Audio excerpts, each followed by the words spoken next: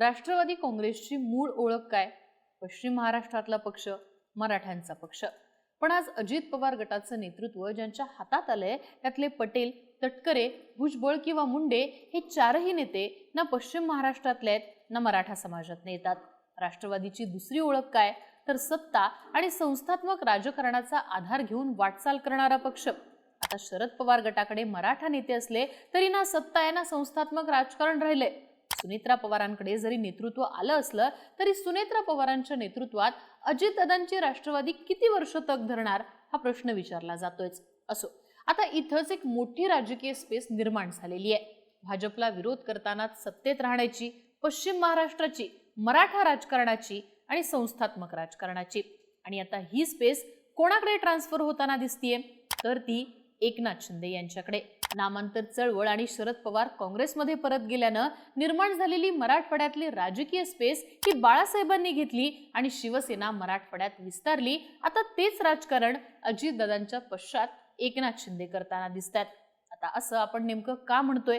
अजित पवारांच्या जाण्यानंतर निर्माण झालेली पोकळी भाजप, शरद पवार गट किंवा काँग्रेसकडे ट्रान्सफर न होता ती एकनाथ शिंदे यांच्याकडे कशी ट्रान्सफर होतीये समजून घेऊयात आजच्या व्हिडिओतनं. नमस्कार, मी आरती आणि तुम्ही बघताय बोल भिडू.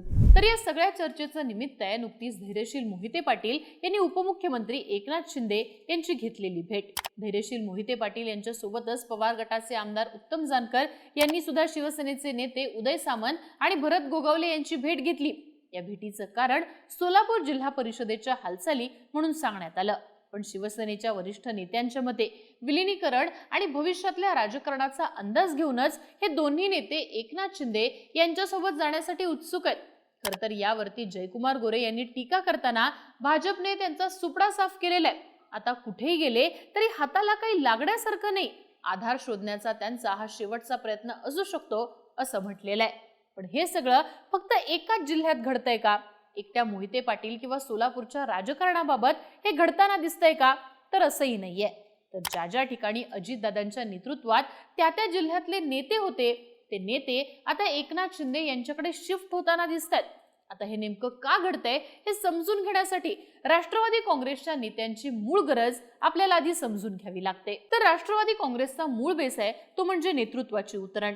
सर्वोच्च ठिकाणी म्हणजे केंद्रात कृषी मंत्री म्हणून शरद पवार, त्या खालोखाल राज्यात अर्थमंत्री म्हणून अजित पवार आणि त्या खालोखाल त्या त्या जिल्ह्यांचे नेते, त्यांच्या खालोखाल 2-4 आमदारांचा गट आणि या आमदारांच्या खाली जिल्हा परिषद नेते आणि कॉन्ट्रॅक्टर, साखर कारखान्यांचे संचालक, जिल्हा परिषदेचे सदस्य अशी ही लाईन दिसते. आता या उतरंडीचा फायदा शेवटच्या घटकाला होत असल्यानं राष्ट्रवादी काँग्रेस टिकून होती. राजकीय विश्लेषकांनी त्यामुळेच राष्ट्रवादीचा उल्लेख हा अनेकदा पक्ष म्हणून न करता गट किंवा टोळी असाच केलेला आहे.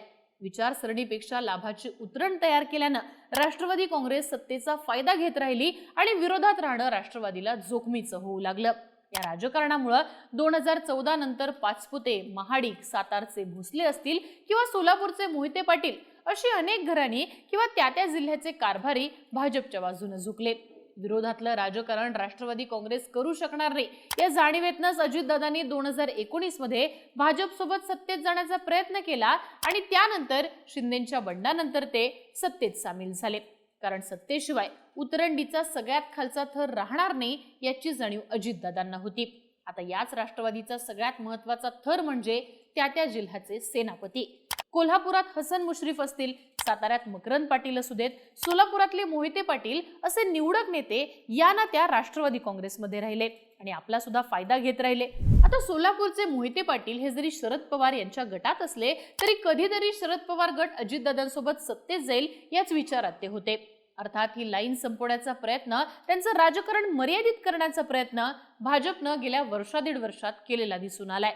त्यातनंच मग मकरंद पाटील किंवा मोहिते पाटलांच्या विरोधात गोरेंना बळ देणं असू देत, राजन पाटलांना थेटपणे पक्षात प्रवेश देणं असू देत, जयंत पाटलांना चारही बाजूने वेढणं असू देत, अशा गोष्टी भाजप करत राहिली. अर्थात या राजकारणाला अजित पवार होते तोपर्यंत शह देणं शक्य होतं, पण आता ती शक्यता या नेत्यांना दिसतच नाही.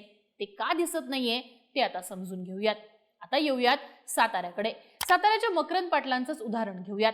सातारा जिल्हा हा खरं तर एकेकाळचा राष्ट्रवादी काँग्रेसचा बालेकिल्ला, पण यंदाच्या विधानसभेत भाजपनं दोन्ही राष्ट्रवादीला इथं पाणी पाजलंय. एकट्या मकरंद पाटलांच्या जीवावर अजितदादांना इथला खालचा थर सांभाळून ठेवायचा होता. त्यासाठी त्यांनी मकरंद पाटलांना मंत्री सुद्धा केलं, त्यांच्याच घरात राज्यसभा सुद्धा दिली आणि त्यांना आर्थिक बळ द्यायचं काम सुरू केलं. खरं तर मकरंद पाटलांना मर्यादित करण्यासाठी साताऱ्यातनं भोसले, मानखटावमधनं गोरेंची रसद ही भाजपला मिळू लागली. साताऱ्यावरचं नियंत्रण हा महत्वाचा विषय यामध्ये होता. अर्थात मकरंद पाटलांना एकट्याची ताकद मर्यादित दिसायला लागली आणि मग तेव्हाच एकनाथ शिंदे यांच्या शिवसेनेसोबत त्यांची हातमिळवणी झाली आणि शंभूराज देसाईंचं बळ त्यांना मिळायला लागलं. आता मात्र अजितदादा नाहीयेत. आर्थिक रसद जाण्याचा तोटा म्हणजे मकरंद पाटलांचं राजकारणच मर्यादित होऊ शकतं. अर्थात सुनेत्रा पवारांकडे ती राजकीय निडरता नाहीये आणि पटेल तटकरेंना ती राजकीय समज नाहीये. पटेल तटकरे आपल्यासाठी भाजपसोबत दोन हात करू शकणार नाहीत याची जाणीव मकरंदाबांना आहे. अशा वेळी मकरंद पाटील कोणत्या शोधात आहेत? तर मराठा पण भाजपसोबत प्रसंगी दोन हात करण्याची ताकद देणाऱ्या पण सत्तेतच असणाऱ्या नेतृत्वाच्या. अगदी हाच सिनेमा नुकत्याच झालेल्या नगरपालिकेच्या निवडणुकीत देखील दिसून आला. रामराजे नाईक निंबाळकर सुद्धा अशाच थरातलं मोठं नाव आहे. पण रणजित नाईक निंबाळकरांच्या ताकदीपुढे ते खचायला लागले. शरद पवार गटात अप्रत्यक्षपणे जाऊन सुद्धा त्यांच्या हाताला काहीच लागलं नाही आणि ते अक्षरशः अनाथ झाले. अशाच वेळी त्यांनी आपल्या पुढच्या पिढीला रणजित निंबाळकरांच्या विरोधात लढण्यासाठी एकनाथ शिंदेच्या पक्षात घालवलं. नगरपालिकेच्या निमित्तानं स्वतः एकनाथ शिंदे आले आणि रणजित निंबाळकरांच्या विरोधात बोलूनही गेले. याच व्यासपीठावर रामराजे सुद्धा उपस्थित होते. थोडक्यात सत्तेचं बळ सोबतच मराठा राजकारण आणि नेतृत्वाची भिडण्याची ताकद या फॅक्टरवरती रामराजे नाईक निंबाळकरांनी एकनाथ शिंदेचा आसरा घेतलाय. उद्या मकरंद पाटील सुद्धा तेच करू शकतात. आता येऊयात सोलापूरकडे. इथं सुद्धा हेच घडताना दिसतंय. सोलापुरात मोहिते पाटील हे शरद पवार गटात आहेत. आज अप्रत्यक्षपणे त्यांचं पालकत्व हे जयंत पाटलांकडे आहे. खरं तर जयंत पाटलांनाच सध्या सत्तेची गरज आहे.